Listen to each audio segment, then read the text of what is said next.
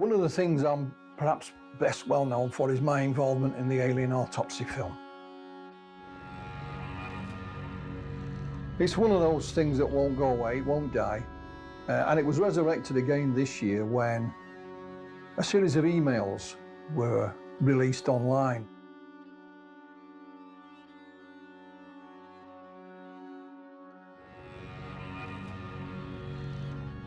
These emails formed a memo that was sent to US billionaire Bob Bigelow. And it's a summary of comments made by former CIA employee Dr. Kit Green. He's an MD, PhD, did work for the CIA. And according to the 11-page document, Kit Green was shown film that looked the same as the alien autopsy back in the 1980s. However, the only UFO researcher that's named in this 11-page memo is me. It's yours truly. It describes how they contacted me way back in 2001. I can't escape it. The release of these emails did come as a surprise to many people, including the people that wrote them. I think it was certainly embarrassing for those that are mentioned in it. Dr. Kit Green, like I said, is an MD, and he also gives his professional medical opinion on the alien autopsy film.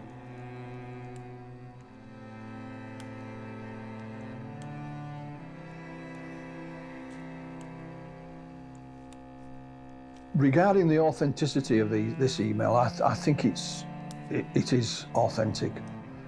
The reason being, I had the email of one of those mentioned in it, and I contacted him, and he confirmed that they were authentic.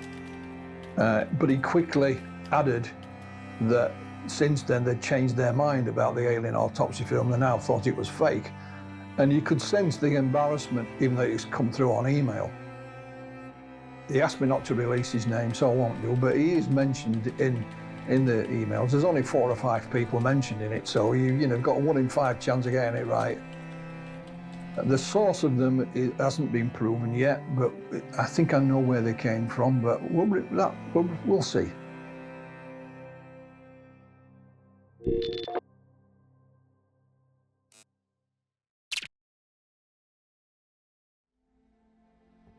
I've been involved in looking at Roswell probably from about 1993. Everybody knows a bit about Roswell, and the reason we're talking about it again is because of the alien autopsy. And interestingly, internal communications from the CIA have been released where they're actually talking about alien autopsy back then and verifying that they believe that the footage is real and they've seen it themselves. And it has been called the alien autopsy memo. It is a string of emails between a chap called Eric Davis and Dr. Kit Green. On this 11-page document, they are evaluating a number of things on which they were working on. But primarily, it is the alien autopsy film they're discussing.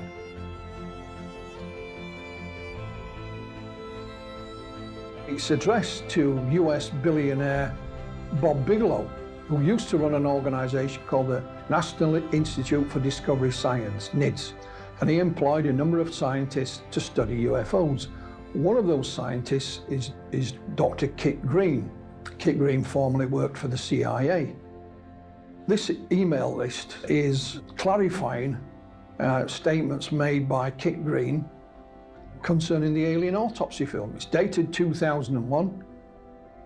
Without going into too great a detail, he came to the conclusion, as did the others copied in on these emails, that the alien autopsy film, in his opinion, was real, and that he'd seen exactly the same type of film at a briefing at the Pentagon back in 1987/88. And it's caused quite an uproar yet again.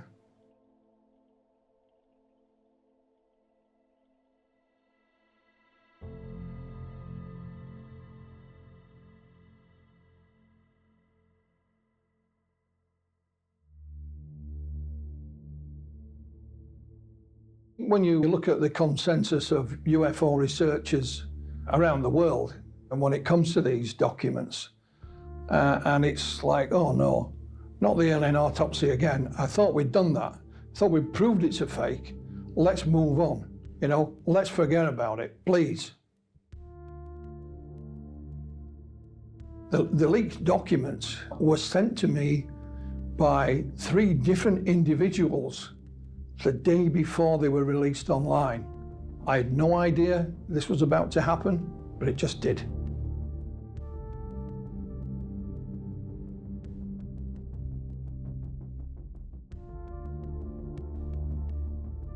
It is believed it has come from an archive of a well-known gentleman who had passed away. I'll not mention his name because it's not yet been verified. But it seems plausible enough. He was involved in UFO research. He's an extremely well-known gentleman, if I mention his name. Terry, Houston, the computer's yours. Thank you. You troops did a nice job down there. That was beautiful. Auto. We're on the surface. Okay, we made it to landing. Roger, Antares. 4 minutes later, he was joined by Ed Mitchell.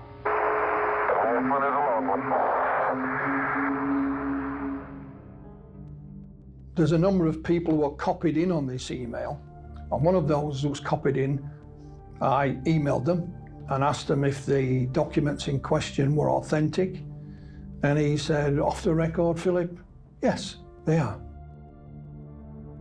The gentleman I contacted on email has refused to answer any more questions, and it would appear to me that both him and his colleagues who are mentioned in this document are embarrassed because this was an internal set of emails and was never meant for public consumption.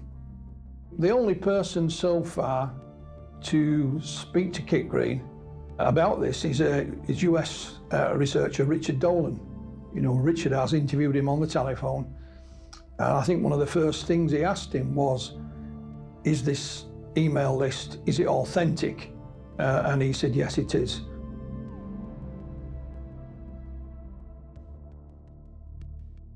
Another chap who worked for Robert Bigelow was a chap called Colm Kelleher. And he contacted me and he asked me to speak with Ray Santilli for him. What Colm was seeking at the time was a good quality copy of the alien autopsy film, and of course, some celluloid, some 16mm film to analyze. So I did like I'd done many times before, put him in touch with Santilli and left them to it. The main gentleman mentioned in these documents who was commenting on the alien autopsy film is a gentleman called Christopher Kit Green. Everyone knows him as Kit Green. He's an MD, he's a PhD, and still practices medicine even now in the United States. Dr. Green, at one point, was employed by the CIA, worked on a number of projects for them in a variety of capacities. So he's a highly intelligent gentleman and one that's very well qualified as well. He claims that the briefing he was given in 1988/87 was specifically about the alien autopsy.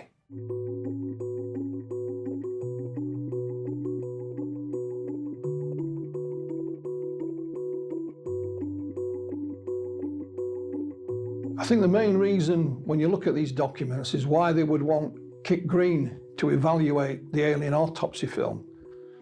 There are 2 reasons. One is that in 1988/87, Kit Green himself says he was taken to the Pentagon and briefed and shown films that looked exactly the same as the alien autopsy film. But also, he's an MD, he's a medical doctor. So later in these documents, Dr. Kit Green, looking at the alien autopsy film itself, nothing to do with any briefing he'd had at the Pentagon, but he gives his own medical opinion on what he sees on that film. And he says, I think it's real. a genuine article.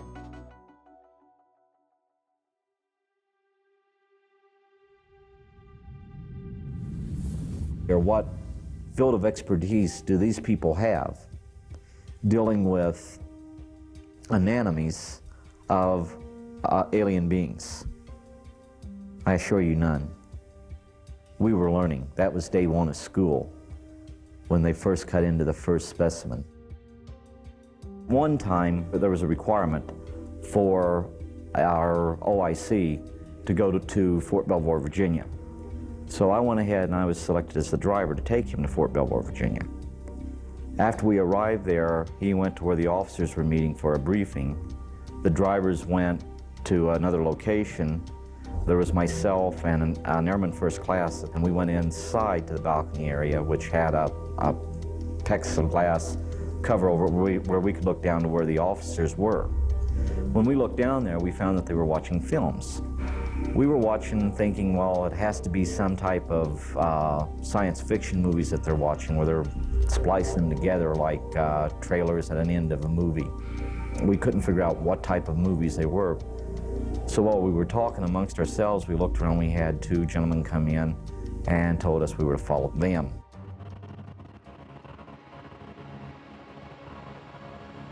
The airman and myself thought we were in trouble because we'd seen all these officers being brought together with taxpayers' money, watching what we perceived to be little clips from science fiction movies.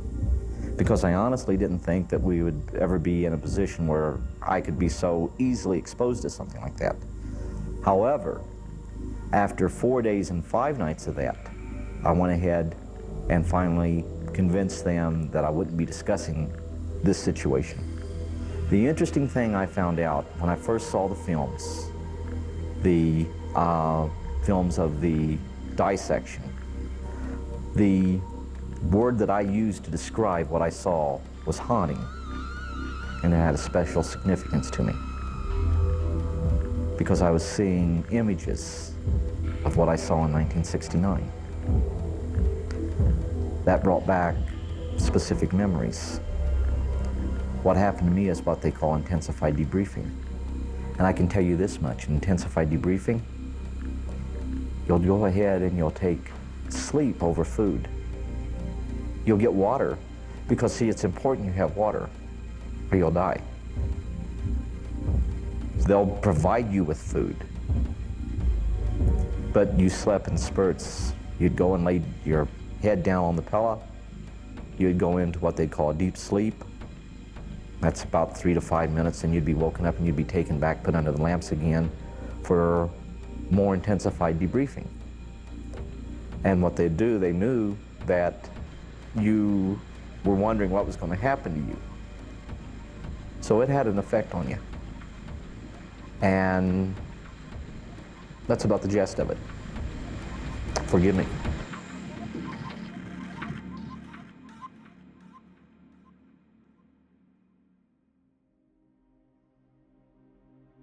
Is Kit Green saying that the things he saw in the 1980s were similar or the same as the being in the 1995 Santilli film?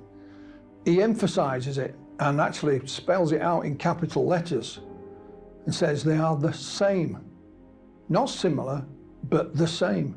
And of course, that's simply not possible. There are those that think that perhaps, Ray Santilli is not behind the invention of the alien autopsy film, nor is Spiros Milaris, but instead, for some mysterious reason, it's the CIA.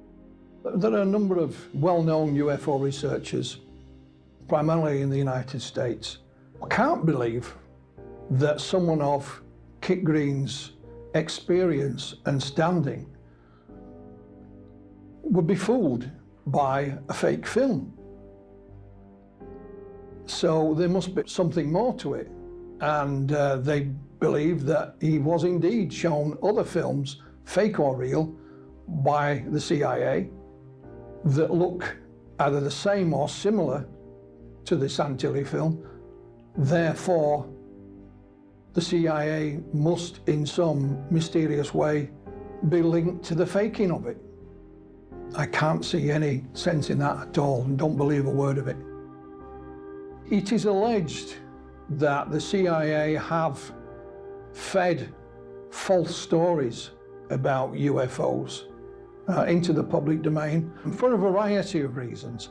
We do know for a fact that they did feed fake UFO sightings into the public domain to cover up overflights of their own spy plane.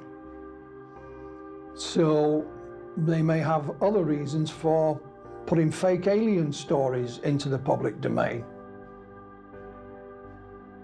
If we jump back to Roswell, for example, some people claim that the alien aspect of it is a fake story to cover up what really did happen.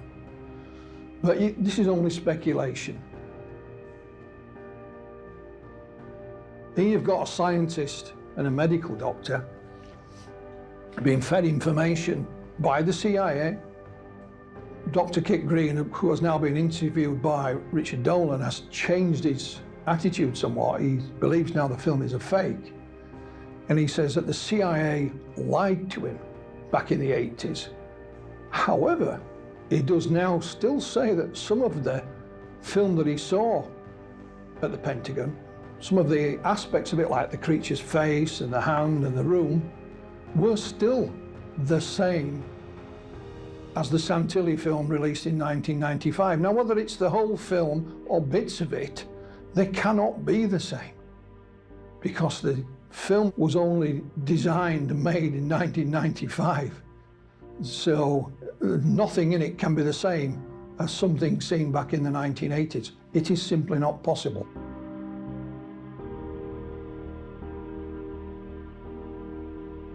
When Kit Green does his evaluation, he notices a few small mistakes in the medical procedure, but then he has an explanation of why these mistakes may have been made, because it was back in 1947.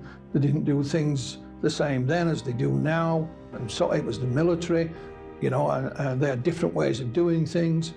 He speculates that if any tissue samples were taken, they would go to the Walter Reed Institution, which of course is based at Wright-Patterson Air Force Base, which we have mentioned before, and its links with UFO research.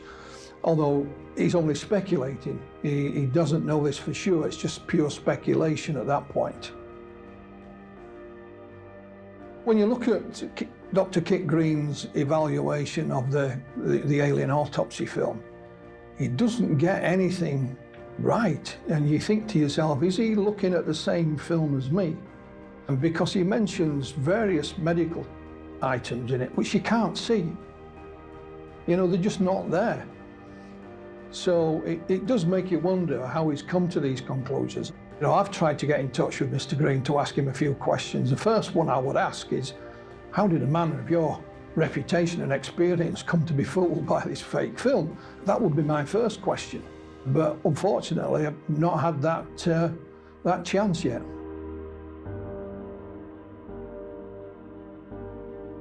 There's a number of things that are important about the memo. It shows you how someone with the knowledge and experience of Dr. Kit Green can be fooled by a piece of film. He wasn't alone.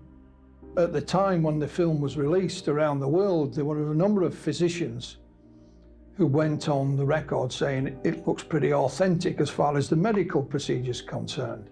However, they wouldn't comment on what the creature on the slab was. He's gone that one step further. So it just shows you the impact that this film had, not just when it was released, but down the decades, and still does continue to have such an impact. I think the biggest revelation is that just when you think you've heard everything there is to hear about the alien autopsy film, and I have a huge archive of material on it, that something else appears and brings it back into the public domain again, and the argument starts from scratch. It was almost as if the 14 years I spent investigating it had been a complete waste of time.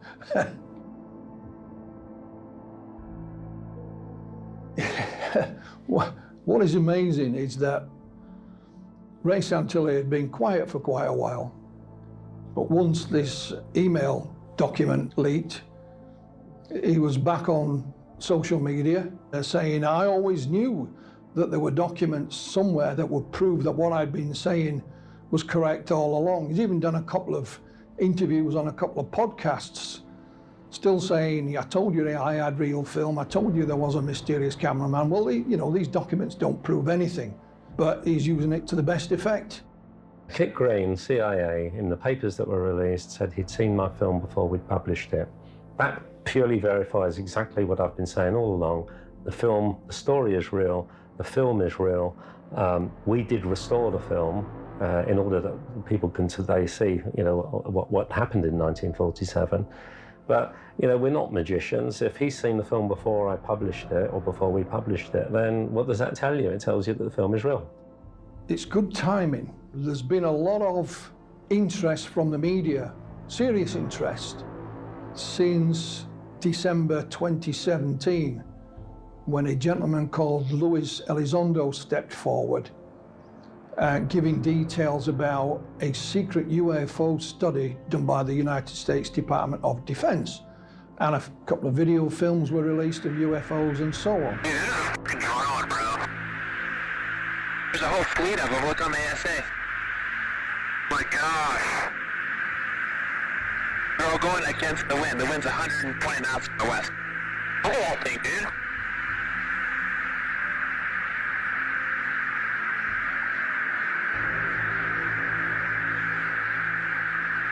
That's not our LNS though, is it? It's not. That is an LNS, dude.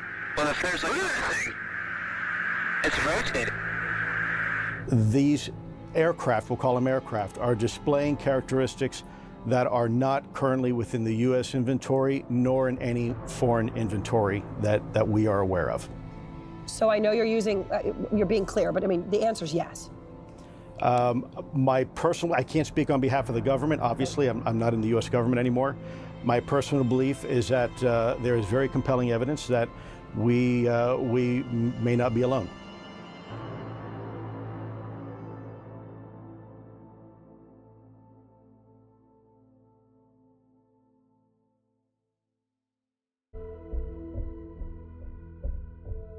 US billionaire Bob Bigelow has always had an interest in UFO research. Why in 2000, 2001, they would decide to try and analyze the alien autopsy film is anyone's guess. Maybe they'd seen it on a TV show, or they'd looked at it online and thought perhaps it's a good idea. If a billionaire comes along with money saying, I'm going to look at UFOs, well then, people stood up and took notice.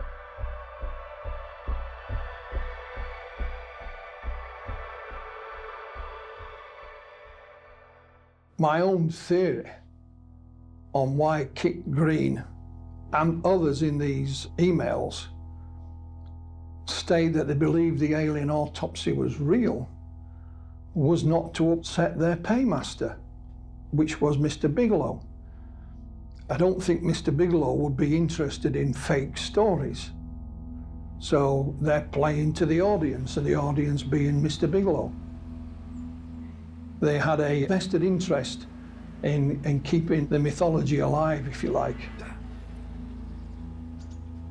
When it comes to the UFO subject in general, and the argument that we are being visited by aliens from another world, Kit Green says in these documents there's a number of reasons why there's a cover-up. And, he gives his own opinion for that. And one of those is that there is an elite government cabal, if you like, or just another one is just that it's the right thing to do, but it doesn't explain why it's the right thing to do. But these are just his own personal opinions and are no more valid than yours or mine.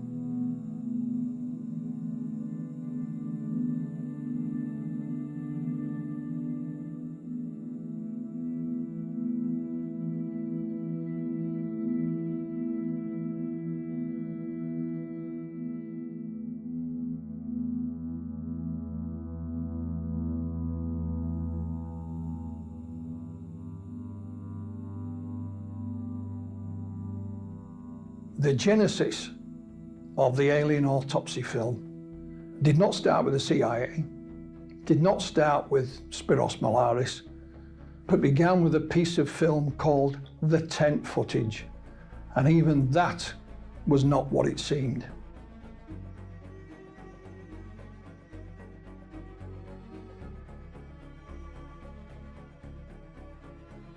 We can trace the origin of the alien autopsy film beyond Spiros. He may have made it, but he didn't come up with the idea. We go back to 1993. Ray Santilli used to work with some gentlemen at a company called AK Music in Milton Keynes. They used to have what we might call brainstorming sessions, fun brainstorming sessions. It was at one of these sessions that the alien autopsy film was born.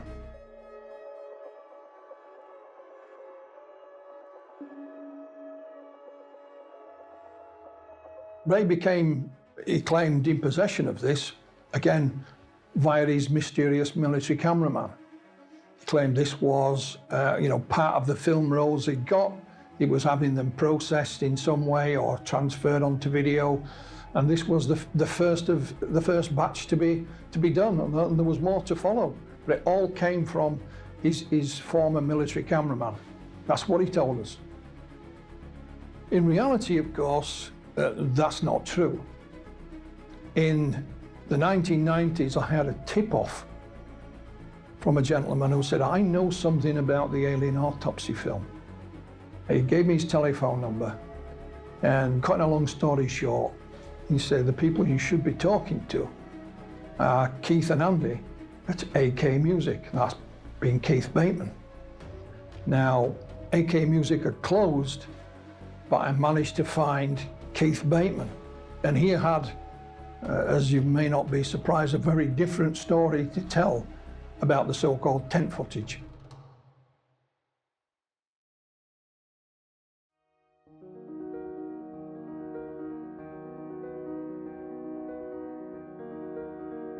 My initial reaction upon viewing this so-called tent footage was a sigh of relief, to be honest. I was not convinced that I would see anything that we could do anything with, but here we had a piece of film. It lasts about 8 minutes, I believe, or thereabouts. There are people in it whose faces are visible, albeit it's pretty dark, and there is an alleged alien lying on this slab. It's the kind of film I expected. It wasn't high quality.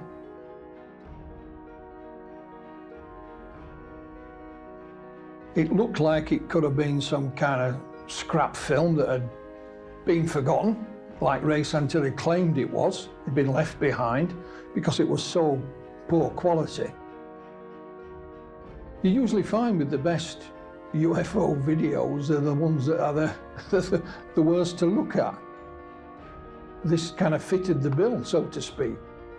It certainly got my attention.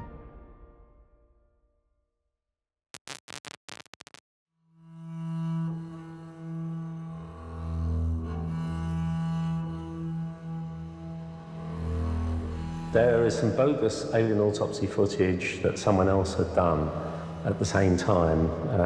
This was stuff in a garage or something. It had nothing to do with us at all. Keith Badman and Andy Price-Watts are the people involved in that. Nothing to do with us. When I first found out what they were doing, I got upset with them and we tried to stop them because they were trying to ride off the back of everything we were doing. When I saw the tent footage, to be honest, it's the kind of film I expected to see. I expected something that might be a bit dark, degraded, scratched, from the bottom of somebody's rubbish bin or whatever you want to call it. So I wasn't disappointed. Again, I'd been speaking to Santilli for about 1.5 years. I'd now actually seen some film. Film did exist.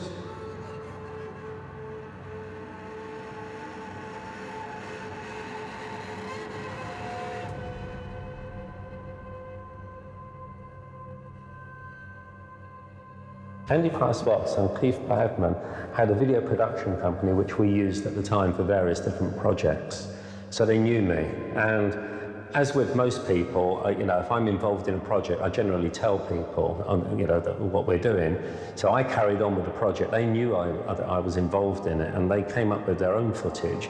And they knocked on my door and said, look, we've got this footage, why don't you use this, which was complete nonsense. Of course I'm not going to use it, we have the real thing. Why would I want to be bothered with something they've shot in their back garden?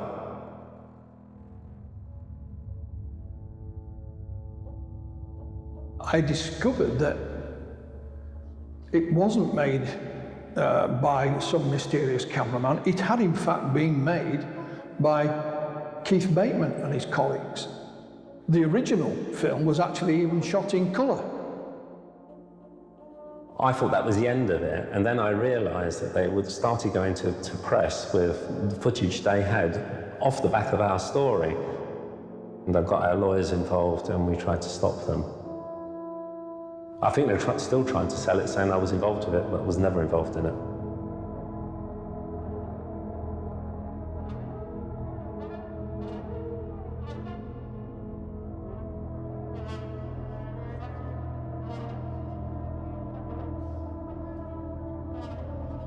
Ray Santilli later went to say that what really happened with the tent footage is that he gave AK Music some 16mm film to be transferred onto video.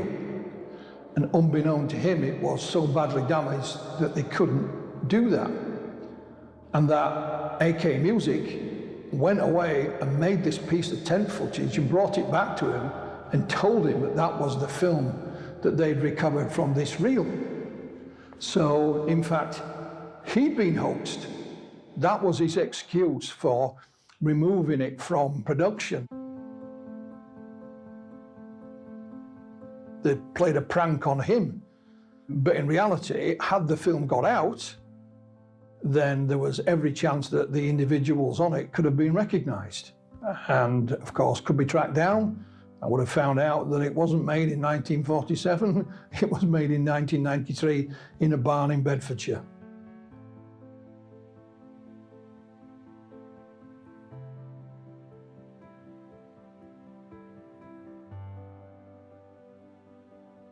What you see is a creature laid on a slab. It's mostly covered by a blanket or a sheet. You see its head. Beyond it are two gentlemen in white coats. They seem to be handling some fleshy material, and you see a flash now and again that looks like some kind of implement or knife. There is an old-fashioned lamp hanging up, and then from time to time there's a gentleman with his back to the camera walks in and out occasionally. So it is claimed that this is the on-site inspection, if you like, the tent footage of the creatures in Roswell, New Mexico. And that's the first piece of film that I was shown, that Reg Presley was shown, that other researchers were shown before the alien autopsy that we know.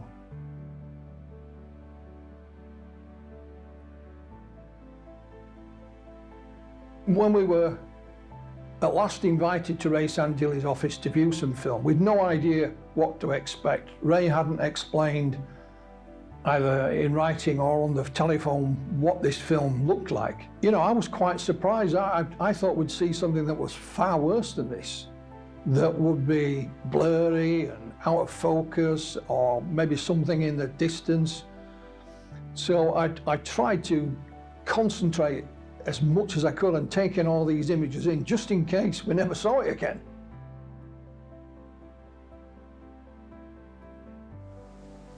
When I got to speak to Keith Bateman, he lives on the south coast, a long way from my house, he told me how in 1993 he was having a brainstorming session with Ray Santilli. There was a few of them, and they used to have a bit of fun and come up with crazy ideas.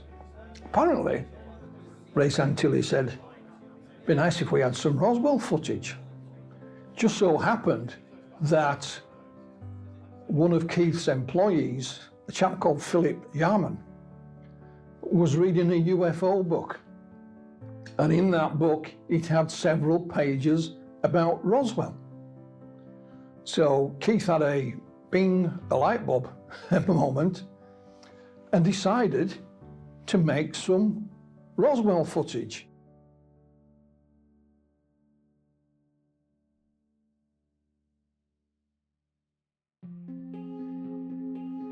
He made the head of the alien out of a polystyrene head that you used to put a wig on. He enlarged the eyes in it and blacked them out, put some, I think he put either lemon or orange peel and blacked it out with a pen.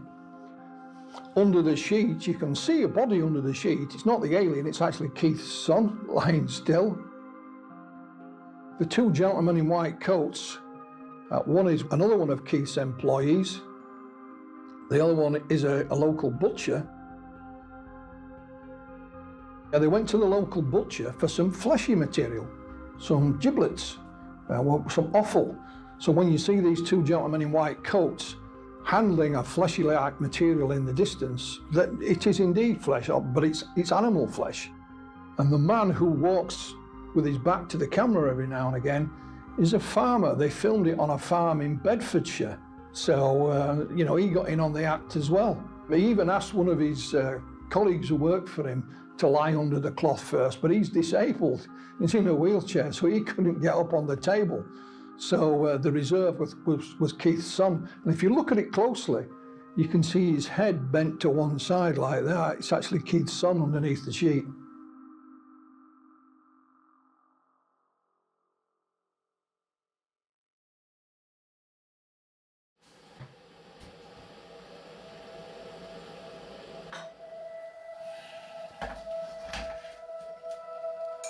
Keith originally shot it in colour.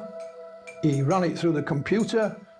His colleague Philip, who he employed, put scratches on it and aged it and made it look old. There's no soundtracks, so they changed it to black and white. And they presented this to Ray Santilli.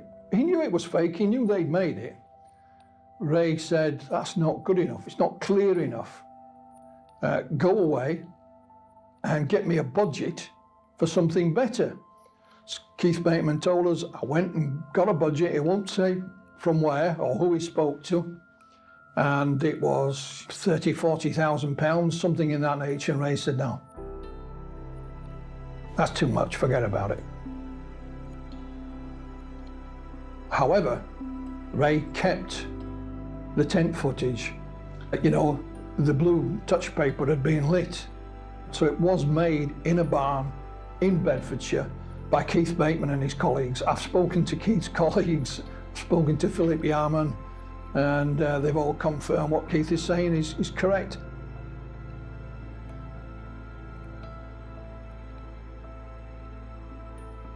When the television companies became involved, certainly Fox in the United States, they were presented with a package of film for use. That package consisted of 2 minutes of the tent footage,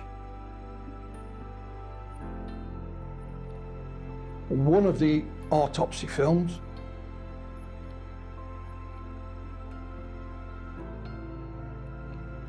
and the debris film.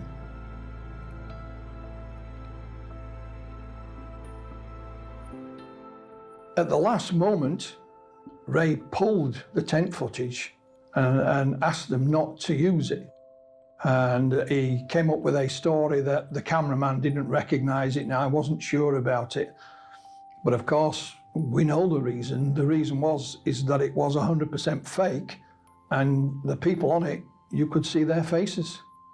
As simple as that.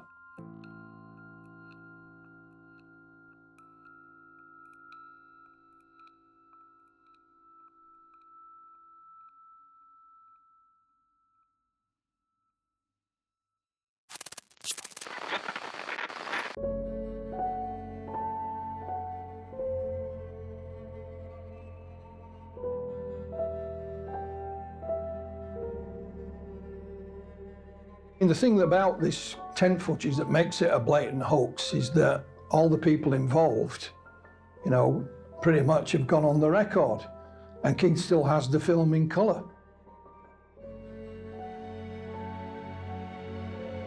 What is interesting is that this was the piece of film that Ray Santilli showed to everybody and used it as kind of bait. It was even the film that he showed first off to Spiros Malaris and said, I've spent a lot of money in making this film and you're telling me it's not real, that it's fake. Because it was always shot on video, it was never shot on celluloid.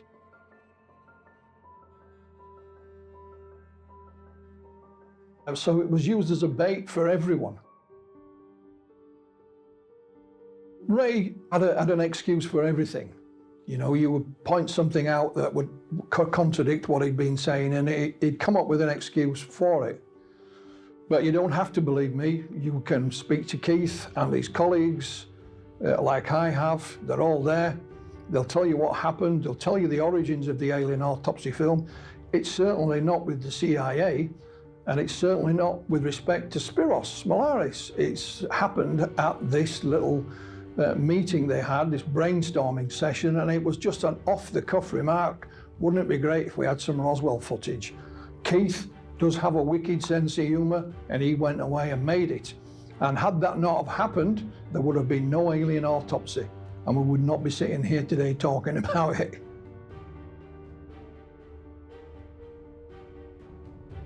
Of course, when we come to Ray Santilli today, he still maintains that he did indeed meet this mysterious military cameraman who did indeed show him some alien autopsy film.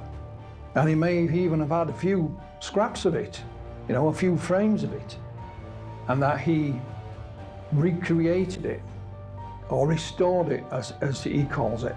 But in other words, the film you see now is in fact not real, which is what he did say back in 1995. So he still stands by the story of meeting this mysterious cameraman.